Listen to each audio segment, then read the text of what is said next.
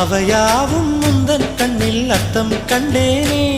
இந்த அருக புல்லின் மேல் மணித்துளியாய் நின்றாயே, எந்த பருவத் தோள்களில் பச்சை கிளியாய் வாழ்ந்தாயே. என்னை துளசி செடியாய் சுற்றி வந்தாயோ, கண்ணால் பார்த்து பார்த்து வெற்றி கண்டாயோ.